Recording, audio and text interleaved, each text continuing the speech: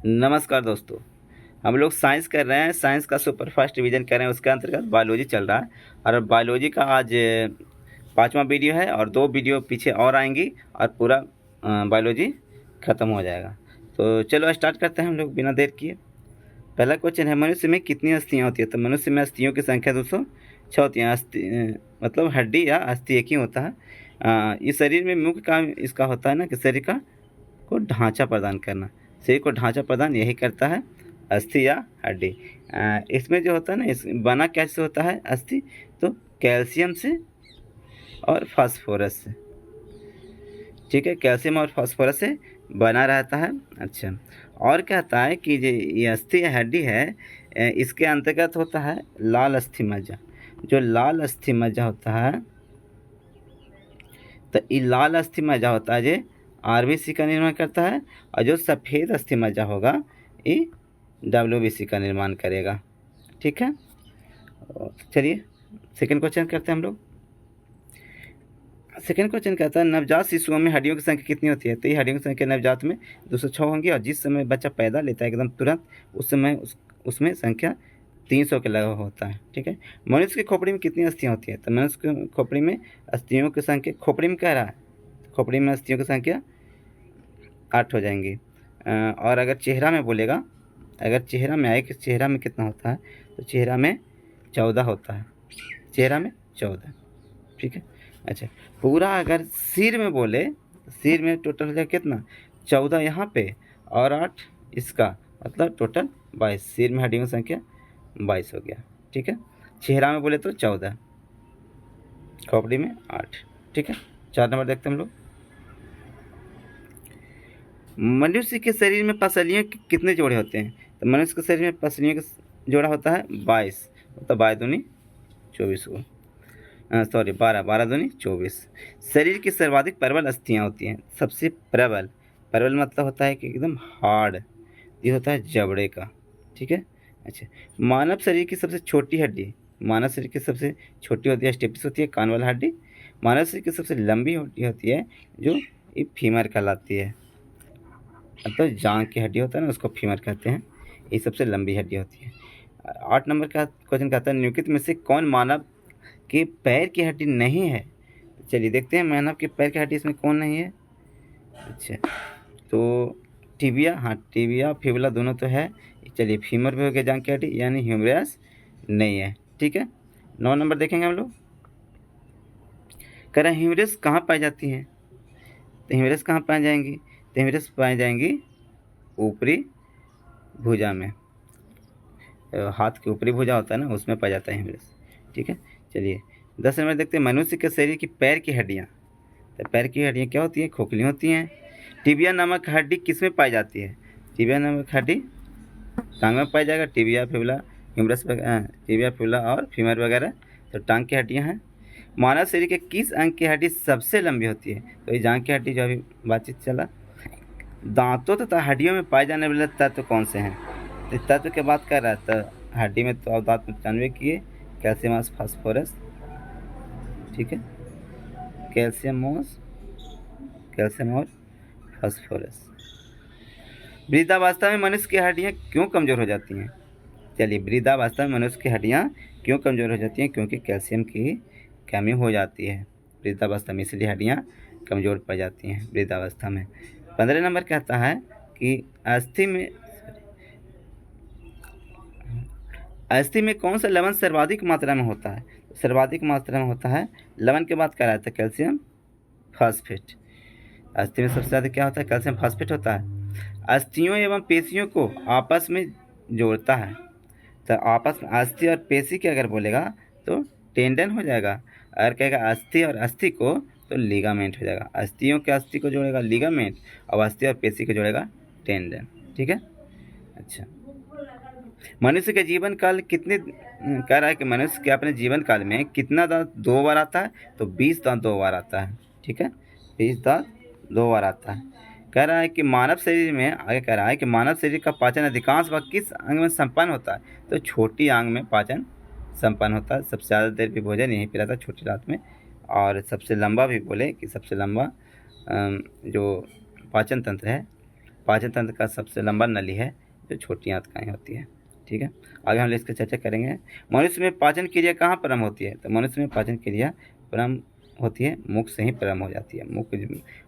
मुख में जब भोजन लेते हैं तो दांत का काम होता है उसको चबाकर महीन करना, छोटा करना, और उसमें जो लार होता है मुख में, उसमें मिल जाता है, उसमें जो एंजाइम होता है और वहीं से पचाना शुरू कर देता है भोजन को, मुख से ही। यानी भोजन का प्रारंभ हो जाता है पाचन कहाँ से? मुख से। ठीक है, 20 नंबर देखते हैं हम लोग। 20 नंबर कहता है कि मानव की पाचन नली लगभग कितनी फीट लंबी होती है? जो पाचन नली होती है कितने फीट लंबी होती है? तो चलिए देखते हैं। तो इसका जो हो जाएगा, इसका आंसर लगभग, देखिए फीट में बोलेगा ना, तो फीट में बोलेगा तो हो जाएगा 32 फीट, लेकिन वही अगर मीटर में बोले कि कितना मीटर में, तो मीटर में हो जाएगा 9 मीटर। ठीक है, अगर कहे कि मानव के पाचन नली कितना फीट होता है तो 32 फीट, कितना अगर यहाँ पे बोले कितना मीटर होता है तो हो जाएगा 9 मीटर। ठीक है, अच्छा, उसमें भी सबसे अभी हम लोग जाने कि सबसे लंबा होता है जो छोटी आंत होता है। छोटी आंत का जो नली है वो सबसे लंबा होता है। तो कितना लंबा होता है भाई? तो अकेले 7 मीटर होता है, मतलब 22 फीट के लगभग, 22 फीट यानी 7 मीटर के लगभग छोटी आंत अकेले होता है। और टोटल बोलेगा कि पाचन नली कितना लंबा होता है तो 9 मीटर होता है। फीट में बोलेगा तो 32 फीट। फिर से, पाचन नली की कुल लंबाई फीट में 32 फीट, मीटर में 9 मीटर। अच्छा, छोटी आंत की कुल लंबाई, छोटी आंत के सिर्फ 7 मीटर, फीट में बोले तो 22 फीट। ठीक है, आगे बढ़ते हैं हम लोग। 21 नंबर देखते हैं। 21 नंबर क्वेश्चन कहता है मुख में मंड मतलब स्टार्च का शकरा में पाचन किसके द्वारा होता है? तो ये हो जाएगा टाइलिन के द्वारा। मुख में जो स्टार्च होता है तो उसमें जो शकरा, मुख में स्टार्च का जो शकरा होता है जो पाचन प्रारंभ करता है, ये टाइलिन के द्वारा। ठीक है, पाचन तंत्र का हिस्सा नहीं है, बताइए। यकृत, पित्ताशय, कॉर्निया और आंत। देखिए कॉर्निया है जो आँख में है, होता है, तो आँख में होता है, तो ये पाचन तंत्र का हिस्सा नहीं है। ठीक है, बाकी भोजन सभी जगह से गुजरती है। अच्छा, 23 नंबर देखते हैं। शरीर के लिए एंजाइम आवश्यक होते हैं क्योंकि, शरीर के लिए एंजाइम क्यों आवश्यक होता है? क्योंकि ये शरीर को ऊर्जा प्रदान करता है? नहीं, ये तो काम इसका नहीं होता। ये तंत्रिका क्रियाओं को नियंत्रित करता है? नहीं। ये शरीर के रचनात्मक भाग? ये भी नहीं है। ये तो ये हो जाएगा, ये जीव रासायनिक क्रियाओं के उत्प्रेरक हैं। एंजाइम है जो रासायनिक क्रियाओं के उत्प्रेरक का काम करते हैं। ठीक है, शरीर में एंजाइम। अच्छा, दूध प्रोटीन को पचाने वाला एंजाइम है, तो दूध प्रोटीन को रेनिन पचाता है, जानते हैं आप लोग। आगे वीडियो में हम लोग कितना क्वेश्चन पुराना है हम लोग का। अधिकतम पोषण तत्व रक्त में कहाँ से अवशोषित किए जाते हैं? तो सबसे ज़्यादा पोषण तत्व यहीं से आता है। कहाँ से? छोटी आंत से, यहीं से अवशोषित होता है सबसे ज़्यादा। ठीक है, चलिए 26 नंबर देखते हैं। लार में कौन सा एंजाइम पाया जाता है? तो लार में एंजाइम पाया जाता है टाइलिन। ठीक है, पेट में भोजन को पचाने के लिए निम्नलिखित में से किसकी खास आवश्यकता है? तो पेट में भोजन पचाने के लिए सबसे ज़्यादा अगर इम्पोर्टेंट कुछ है तो एंजाइम है। अच्छा, मुख से निकली लार किसका पाचन करती है? तो मुख से जो लार निकलता है उस स्टार्च का पाचन करता है। ठीक है, निम्नलिखित में से किस अम्ल की उपस्थिति में मानव पेट में होती है? कह रहे कि कौन सा अम्ल मानव पेट में उपस्थित रहता है? तो मानव पेट में हाइड्रोक्लोरिक अम्ल, HCl, हाइड्रोक्लोरिक अम्ल उपस्थित रहता है मानव के पेट में। कभी कभी उल्टी वगैरह आता है तो देखते होंगे कि अजीब सा महसूस होता है मुख में, और एक जलन टाइप का हल्का महसूस होता है, क्योंकि वो HCl के कारण ही होता है। ठीक है, आगे 3 नंबर देखते हैं हम लोग। मानव शरीर में भोजन का रक्त द्वारा अवशोषण कहाँ सर्वाधिक होता है? तो रक्त द्वारा अवशोषण भोजन का सबसे ज़्यादा तो छोटी आंत में ही हम लोग देख रहे हैं इतना देर से। सॉरी, बड़ी आंत में लगा दें, छोटी आंत में होगा, इसका आंसर ही हो जाएगा छोटी आंत। प्रोटीन का पाचन कहाँ से प्रारंभ होता है? तो प्रोटीन का पाचन तो प्रारंभ हो जाता है यहाँ से, पेट से, मतलब उधर से। अमाशय द्वारा स्रावित रस भोजन को आसानी से पचा लेते हैं, लेकिन अमाशय स्वयं इन पाचक रसों से अप्रभावित रहते हैं। इसका कारण, सबसे बड़ा कारण है ना कि अमाशय की दीवार जो म्यूकस के द्वारा सुरक्षित रहती है। अमाशय की जो दीवार है ये म्यूकस माने श्लेष्मा के द्वारा सुरक्षित रहती है, ठीक है।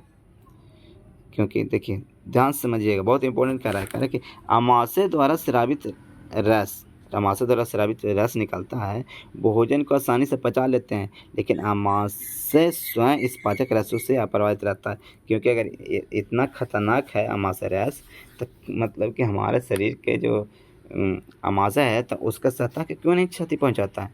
क्योंकि इसलिए क्षति नहीं पहुंचाता है कि वो जो आमाशय की जो दीवार होती है ना, वो म्यूकस के द्वारा सुरक्षित रहती है, यही सुरक्षा प्रदान करता है। वही देखिए मुख से बाहर आता है उल्टी वगैरह के द्वारा तो कितना जलन होता है, कितना मतलब वो लगता है, लेकिन अंदर वो सुरक्षित रहता है, क्योंकि अंदर जो आमाशय की दीवार है जो श्लेष्मा के द्वारा सुरक्षित रहती है, इसलिए भोजन को पचाती हैं, भोजन और बाकी प्रभाव नहीं डालती हैं आमाशय पे। अच्छा 33 नंबर देखते हैं हम लोग, पचे हुए भोजन में मौजूद विषैले पदार्थ का कौन सा अंग चूषण करता है? देखिए कह रहा है कि जो पचा हुआ भोजन है ना, उसमें विषैले पदार्थ का चूषण यकृत करेगा।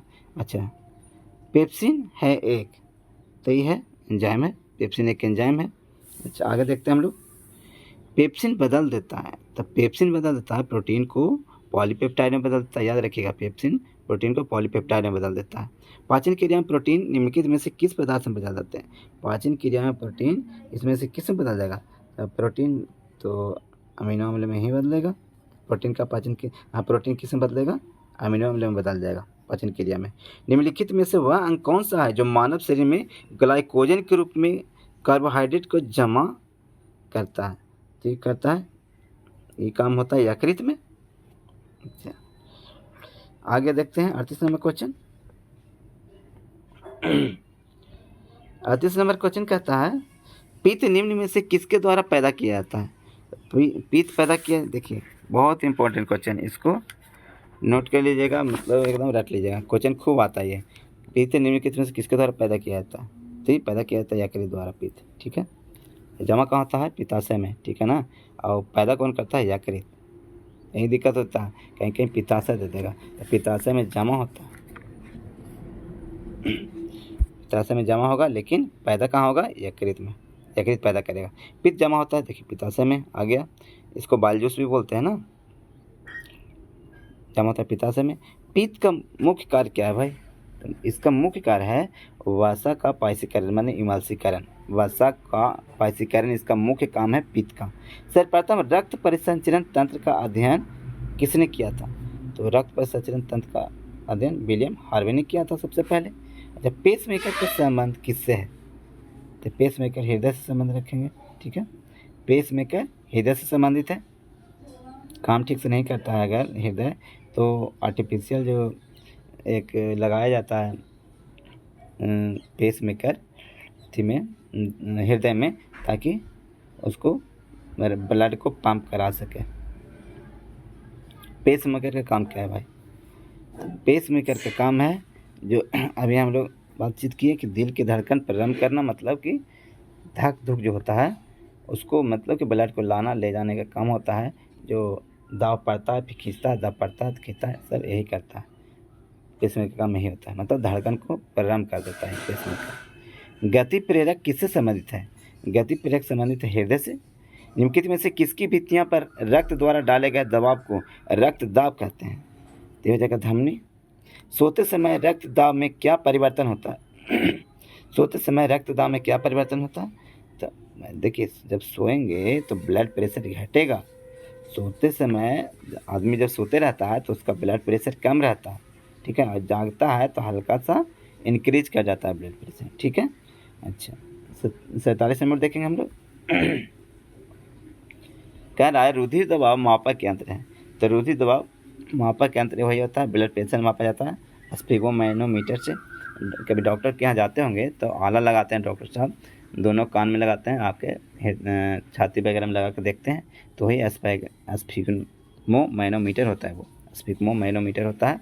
उससे ब्लड प्रेशर भी मापा जाता है और भी चीज़ें मापी जाती हैं, लेकिन मुख्य काम इसका होता है ब्लड प्रेशर मापने का, ठीक है। जार्विक सेवन क्या है? जार्विक सेवन यही कृत्रिम हृदय को नाम दिया गया है, जार्विक सेवन। अच्छा लैब डैब, ये जो लैब डैब के जो आवाज़ आता है ना, ये हृदय की आवाज़ है, ठीक है ना। हृदय की आवाज़ लैब डब लैब डब आता है। मनुष्य के शरीर में हृदय को एक बार धड़कने में टोटल कितना समय लगता है? तो 0.8 सेकेंड का समय लगता है एक बार धड़कने में। कह रहा स्वस्थ मनुष्य में प्रति मिनट हृदय स्पंदन होता है, तो 1 मिनट में कितना बार? 72 बार होता है। अच्छा, मानव हृदय में कोष्ठक, तो मानव हृदय में कोष्ठक पूछे तो 4 कोष्ठक का मानव हृदय बना होता है। मानव हृदय 4 कोष्ठीय होता है। ठीक है, 53 नंबर देखेंगे, नाड़ी दर कहाँ से मापा जाता है? तो नाड़ी दर मापा जाता है धमनी से नापा जाता है। मनुष्य कह रहा है कि स्वस्थ मनुष्य का रक्तचाप सिस्टोलिक और डायस्टोलिक जो होता है कितना होता है? तो 120/80 होता है। सिस्टोलिक 120 और डायस्टोलिक 80 mm होता है। ठीक है, 120/80। दौड़ लगाते समय मनुष्य का रक्तचाप क्या होगा भाई? दौड़ लगाएंगे तो रक्तचाप तो ऑब्वियस सी बात है कि बढ़ जाएगा। सामान्य जीवन काल में मनुष्य का हृदय कितना बार धड़कता है? सामान्य जीवन काल में मनुष्य का हृदय 2 अरब बार धड़केगा। समझिए, इंडिया की जनसंख्या कितना है? तो 141 करोड़ के लगभग अभी है। बताइए, मैंने 2 अरब भी अभी नहीं हुआ। हम लोग जो है ना 2 अरब बार हृदय को धड़काते हैं पूरे जीवन काल में। ठीक है, 57 नंबर देखते हैं हम लोग। तो 57 नंबर क्वेश्चन कहता है कि मानव शरीर में हृदय का काम क्या है भाई? तो मानव शरीर में मेन काम होता है मानव शरीर का में हृदय का पंपिंग स्टेशन की तरह ही काम करेगा। ठीक है, अच्छा, शरीर की विशालतम धमनियाँ, शरीर की विशालतम धमनियाँ होती है क्या? तो यही कहने की, हाँ विशालतम धमनियाँ की बात कर रहा है, एरोटा हो जाएगा। शरीर की विशालतम धमनी एरोटा। ठीक है, अच्छा, आगे कह रहा है कि स्वस्थ मानव के शरीर में रक्त की कुल मात्रा कितना होता है? हाँ, तो जो शरीर हमारा जो शरीर है उस शरीर का 7% होता है रक्त की मात्रा। आगे कह रहा है एक वयस्क में रक्त का औसत आयतन कितना होता है? तो वयस्क में रक्त का औसत आयतन हो जाएगा माने कितना है? तो 5 से 6 लीटर होगा एक स्वस्थ मनुष्य में। ठीक है, आगे देखेंगे रक्त का पीएच मान तो जानते हैं 7.4। हमारे शरीर में रुधिर बैंक का काम कौन करेगा? मतलब रुधिर जमा कहाँ होता है? तो प्लीहा में। मरता भी है यहीं पे और जमा भी रहता है यहीं पे। ठीक है ना। अच्छा, 63 नंबर देखिए। 63 नंबर कहता है कि मानव रक्त में प्लाज्मा में प्रायः पानी कितना परसेंट होता है? तो प्लाज्मा में पानी होता है ना 80 से 82% खाली पानी होता है मानव रक्त में। अच्छा, रक्त में पाए जाने वाली धातु तो जानते हैं आयरन, रक्त में सबसे ज़्यादा कोई धातु पाया जाता है तो क्या है? आयरन है। अच्छा, रक्त का शुद्धिकरण कहाँ होता है? तो रक्त का शुद्धिकरण किडनी में होगा। 66 नंबर देखिए। 66 नंबर कहता है निम्नलिखित में से कौन सा कथन सही है? तो इनमें से कौन सा कथन सही हो जाएगा? तो इसमें हो जाएगा शरीर में सारा रक्त किडनी के माध्यम से मिल जाता है, नहीं। शरीर में सारा रक्त किडनी के माध्यम से गुजरता है, ये भी नहीं होता भाई। शरीर में सारा रक्त किडनी के माध्यम से शुद्ध होता है, ये सही है, सारा रक्त किडनी ही शुद्ध करता है। ठीक है, 67 नंबर देखिए। मानव शरीर में खून के शुद्धिकरण की प्रक्रिया क्या कहलाता है? तो ये डायलिसिस कहलाएगा। ठीक है, अगर उम्र बीतेगा, उम्र बीतने के बाद ये डायलिसिस ठीक से काम डायलिसिस की क्रिया होती है, डायलिसिस की इससे ठीक से नहीं होती है तो फिर कृत्रिम रूप से किया जाता है। आगे देखिए, रक्त में लाल रंग निम्न में से किसके कारण होता है? तो लाल रंग तो हीमोग्लोबिन के कारण होता है। हीमोग्लोबिन में क्या होता है भाई? तो हीमोग्लोबिन में क्या होगा? लोहा ही होगा। अच्छा, अगर शरीर में हीमोग्लोबिन का क्या काम है? तो ऑक्सीजन का परिवहन करना काम है। 71 नंबर देखिए। हीमोग्लोबिन किसका घटक है? तो हीमोग्लोबिन घटक है आरबीसी का। हीमोग्लोबिन का मेन काम क्या है? तो मेन काम होता है हीमोग्लोबिन का ऑक्सीजन को ले जाने का काम होता है। ठीक है, अच्छा, 73 नंबर देखिए। निम्नलिखित में से किसके साथ से रक्त द्वारा ऑक्सीजन ले जाया जाता है? देखिए, तो यहाँ पे ध्यान देने की बात है, यहाँ पे हो जाएगा लोहित कोशिकाएं। ठीक है ना, लोहित कोशिकाएं होती है वही रक्त द्वारा ऑक्सीजन को ले जाया जाता है, इसी के द्वारा, लोहित कोशिकाओं के द्वारा। मानव शरीर के अंदर नलिकाओं में रक्त का मुक्त प्रवाह होता है। निम्नलिखित में से किस रसायन की उपस्थिति में नलिकाओं में प्रवाहित रक्त का थक्का नहीं बनता है? तो ये हो जाएगा हिपेरिन। ठीक है, अगर हिपेरिन ना रहे तो मानव शरीर के अंदर ही रक्त जम जाएगा। तो ये जो हिपेरिन होता है मानव शरीर के अंदर जो नलिकाओं में मौजूद रहता है और ये अंदर जमने रक्त को नहीं देता है। और वही होता है कि देखिए रक्त का जमना भी जरूरी है और नहीं जमना भी जरूरी है। नहीं जमना कहाँ जरूरी है? तो शरीर के अंदर, और जमना कहाँ जरूरी है? तो शरीर के बाहर, क्योंकि अगर कट छट जाता है तो शरीर के बाहर अगर ब्लड निकल रहा है तो ब्लड अगर बाहर निकल रहा है, अगर वो नहीं जमेगा ब्लड तो फिर रुकेगा ब्लड नहीं, फिर बहते रहेगा। इसलिए विटामिन के का काम वहाँ पे होता है ब्लड को जमाने का। ठीक है, ब्लड जैसे ही ऑक्सीजन के संपर्क में आएगा वो जमने में मदद करता है। उसका कौन करता है? तो विटामिन के। और शरीर के अंदर नहीं जमने देता है कौन? तो हिपेरिन। ठीक है, यानी दोनों ज़रूरी है, नहीं जमना और जमना दोनों ज़रूरी है। लेकिन कहाँ पे क्या, किसका क्या काम है, कहाँ पे जमना है कहाँ पे नहीं जमना है, वो अलग बात है। ठीक है, 75 में देखेंगे हम लोग, मानव शरीर के भीतर खून निम्न में से किसके प्रति कारण नहीं जमता है? तो अभी हम लोग देखें हिपेरिन कारण। ठीक है, अच्छा यह कह रहा है कि रुधिर के प्लाज्मा में निकट में से किसके द्वारा एंटीबॉडी निर्माण होता है? तो लिम्फोसाइट होता है ना, ये एंटीबॉडी निर्माण करता है, लिम्फोसाइट। ठीक है, अच्छा आगे देखेंगे, लाल रक्त कणिका जो आरबीसी होती है किस नाम से जाना जाता है? तो इसको तो आरबीसी को तो ये एरिथ्रोसाइट कहते हैं। ठीक है, लाल रक्त कणिका जो आरबीसी कहाँ उत्पन्न होता है? तो आरबीसी उत्पन्न होता है यही अस्थि मज्जा में। आरबीसी माने लाल अस्थि मज्जा में आरबीसी और सफ़ेद अस्थि मज्जा में डब्ल्यूबीसी, मतलब उत्पन्न तो अस्थि मज्जा में ही होता है। लाल रक्त कणिकाओं का शमशान कहा जाता है। हाँ, शमशान कहाँ कहा जाता है? अभी हम लोग चर्चा किए थे कि बनता, देखिए जामा भी होता है प्लीहा में और शमशान घाट भी कहते हैं प्लीहा को रक्त का। ठीक है, बनता तो अस्थि मज्जा में, जामा होता है और मरता कहाँ है? प्लीहा में। ठीक है, अच्छा 80 नंबर देखिए, 80 नंबर कह रहा है मानव में शरीर में लाल रक्त कणिकाएं कितने दिनों तक जीवित रहती हैं? तो लाल रक्त कणिकाएं 120 दिन तक जीवित रहेंगी। मानव शरीर में लाल रक्त का निर्माण कहाँ होगा? तो अस्थि मज्जा में होगा। लाल रुधिर कणिकाओं का उत्पादन किसके द्वारा होता है? तो ये हो जाएगा अस्थि मज्जा के द्वारा। उच्च 49 पर मानव शरीर में आरबीसी क्या होता है? तो आरबीसी इसमें क्या हो जाएगा? तो इसकी संख्या को बढ़ा देगा, आरबीसी की संख्या को बढ़ा देगा। सफ़ेद रक्त कण का मुख्य काम क्या होता है? तो रोग प्रतिरोधक क्षमता का धारण करना, यह हो जाएगा। मेन काम होता है डब्ल्यूबीसी का यही, रोग प्रतिरोधक क्षमता धारण करना। ठीक है, 85 नंबर देखिए, 85 नंबर कहता है कि मनुष्य में रक्त में श्वेत रक्त रुधिराणु की निम्न से किस किस्म अधिक होती है? तो श्वेत रक्त रुधिराणु का बहुत सारा किस्म भी होता है, उसमें सबसे ज़्यादा होता है न्यूट्रोफिल। ठीक है, डब्ल्यूबीसी का सबसे ज़्यादा कोई किस्म है ब्लड में तो है न्यूट्रोफिल। ठीक है, न्यूट्रोफिल्स।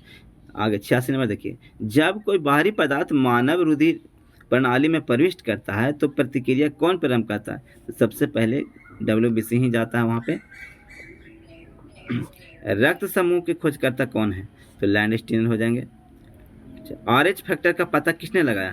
तो RH फैक्टर का पता वही लैंडस्टीनर और वीनर दोनों मिल के लगाए थे। किन रुधिर वर्ग में एंटीबॉडी नहीं पाया जाता है?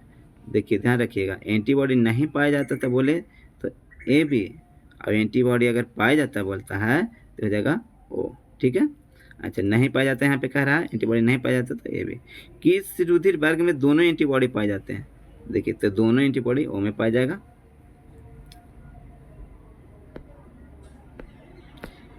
91 नंबर देखिए, 91 नंबर कहता है किस रुधिर वर्ग में कोई एंटीजन नहीं होता? तो कोई एंटीजन किस में नहीं होता? तो कोई एंटीजन नहीं होता ओ में,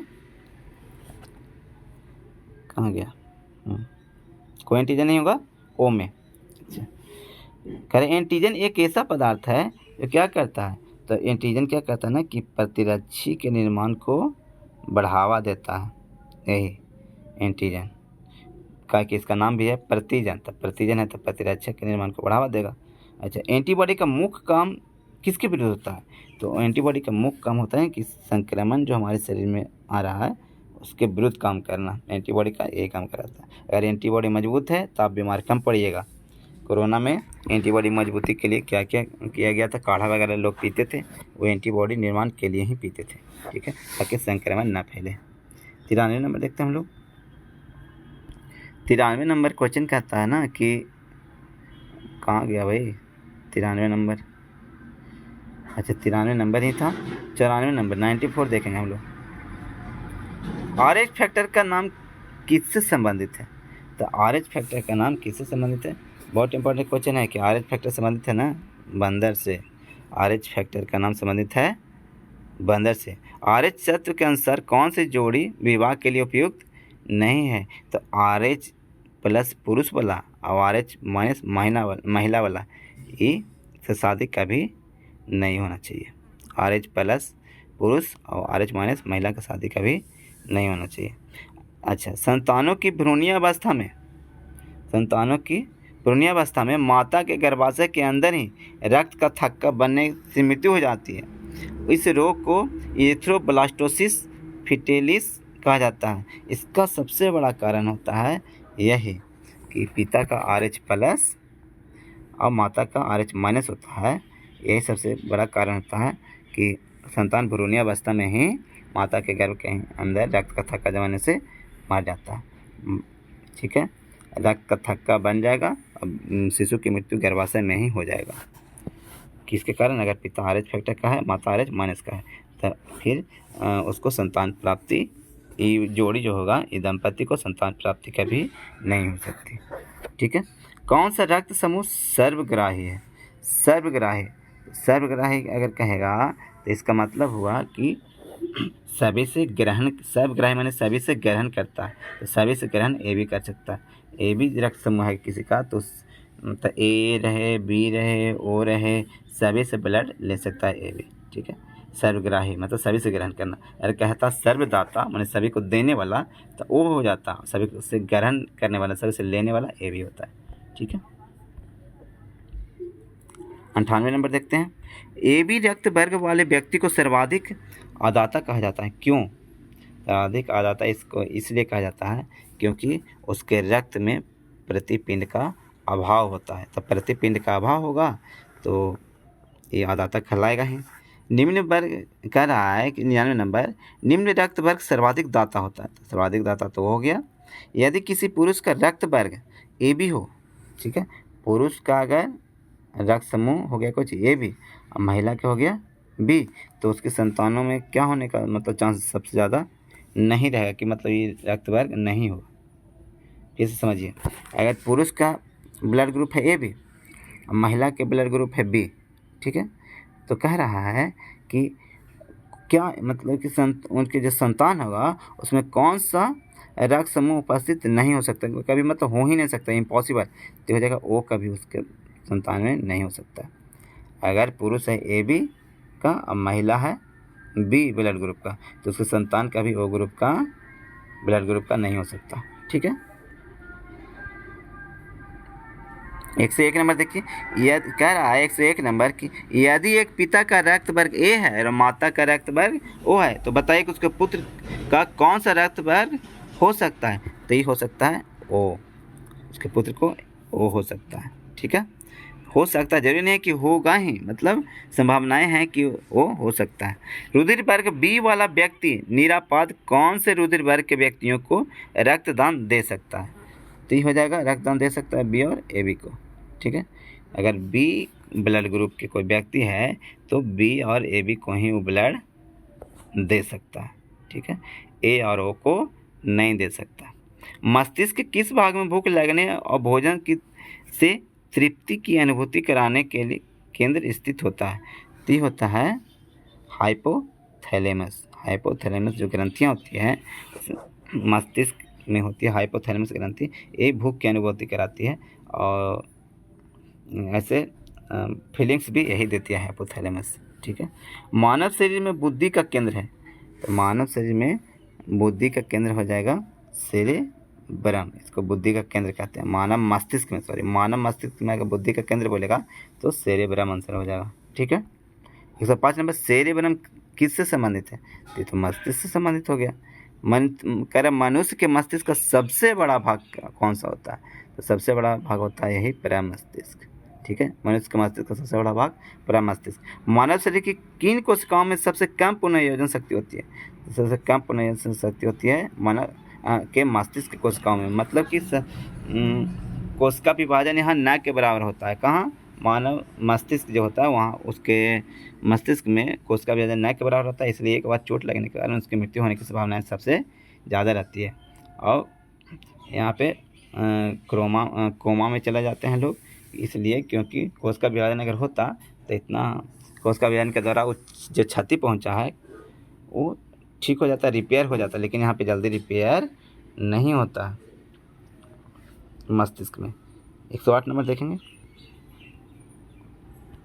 108 नंबर क्वेश्चन का तंत्रिका तंत्र की लघुत्तम संरचनात्मक तथा शरीर क्रियात्मक इकाई क्या होती है? तो तंत्रिका तंत्र कह रहा है, तंत्रिका तंत्र कह रहा है, तो इसका आंसर हो जाएगा न्यूरॉन हो जाएगा, ताकि मस्तिष्क का जो कोशिका है उसकी इकाई न्यूरॉन कहलाती है। तो आगे देखिए, मानव शरीर की सबसे बड़ी कोशिका, तो सबसे बड़ी कोशिका मानव शरीर के अंदर कह रहा है, तो सबसे बड़ी देखिए यहाँ पे तो गलत ऑप्शन दिया हुआ है, सबसे लंबी बोलेगा तो तंत्रिका कोशिका। अब बड़ी होता है ना जो अंडाणु होता है, मादा में जो अंडाणु होता है सबसे बड़ी कोशिका, और सबसे छोटी कोशिका जो होता है शुक्राणु होता है, नर वाला, ठीक है।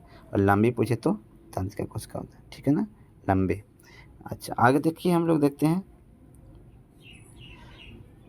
कह रहा है मनुष्य में मेरुदंड से कितनी जोड़ी तंत्रिका निकलती है? मेरुदंड से इतनी जोड़ी तंत्रिका निकलेगी, ठीक है।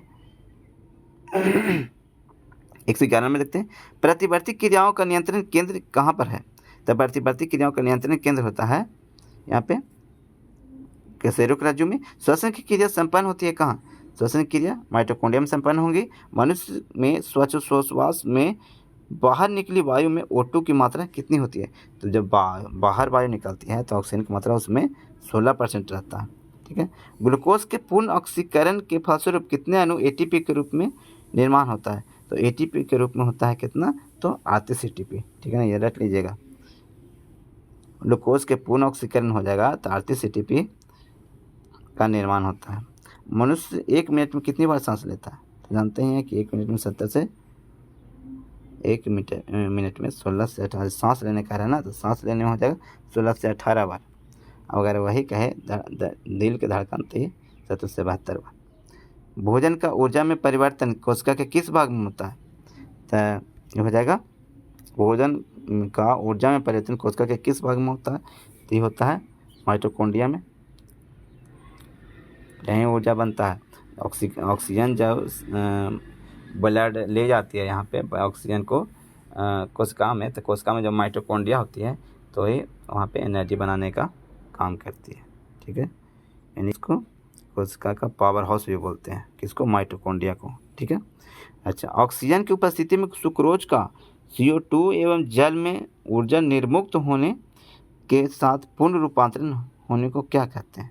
तो इसको क्या कहेंगे? तो वायु श्वसन कहेंगे। हमारी छोड़ी हुई सांस की हवा में CO2 की मात्रा कितनी होती है? तो इसमें होती है ये 4% होती है। जब हम हवा छोड़ते हैं सांस के द्वारा तो उसमें CO2 की मात्रा होती है 4%, ठीक है। क्रेब्स चक्र में किसका संश्लेषण होता है? तो क्रेब्स चक्र में संश्लेषण होता है पायरुविक अम्ल का। किसका होता है? पायरुविक अम्ल का, ठीक है। क्रेब्स चक्र में किसका संश्लेषण होता है? पायरुविक अम्ल का। चलिए 120 नंबर देखिए, अनॉक्सिक श्वसन का अंतिम उत्पाद कौन सा है? तो ये हो जाएगा लैक्टिक एसिड। अनॉक्सिक श्वसन का अंतिम उत्पाद होता है लैक्टिक एसिड। अच्छा, इसी कारण हम लोग के शरीर में थकान महसूस होता है, ठीक है, लैक्टिक एसिड के कारण है। अच्छा 121 नंबर देखिए, मनुष्य के शरीर में मुख्य नाइट्रोजनीय अपशिष्ट कौन सा होता है? मुख्य नाइट्रोजनीय ये होता है यूरिया, होता है अपशिष्ट के रूप में, ये मूत्र के द्वारा बाहर निकल जाता है। फिर मानव शरीर में यूरिया का निर्माण कहाँ होता है? तो यूरिया का निर्माण यकृत में ही होगा। मानव शरीर में यूरिया का निर्माण यकृत में होता है और उत्सर्जन मूत्र के द्वारा होता है। रक्त की अशुद्धियाँ किस अंग में जाकर छनती हैं? तो छनेंगी, वृक्क में ही छनेंगी। अच्छा, मनुष्य में रुधिर छनता है, तो रुधिर बोमेन संपुट में छनेगा, माने जो ब्लड है बोमेन संपुट में छनेगा। तो मानव मूत्र का पीला रंग किसके कारण होता है? तो ये हो जाएगा यूरोक्रोम के कारण पीला होता है मानव मूत्र। 126 नंबर देखिए, नेफ्रॉन किस संबंधित है? तो नेफ्रॉन हो जाएगा संबंधित वृक्क से। अच्छा 127 नंबर देखिए, वीडियो काफ़ी लंबा हो रहा है, तो आज हम लोग यहीं पे ख़त्म करते हैं। 127 से अगला वीडियो हम लोग स्टार्ट करेंगे और ये टॉपिक पूरा ख़त्म कर देंगे, ठीक है। तो चलिए आज के लिए इतना ही, धन्यवाद।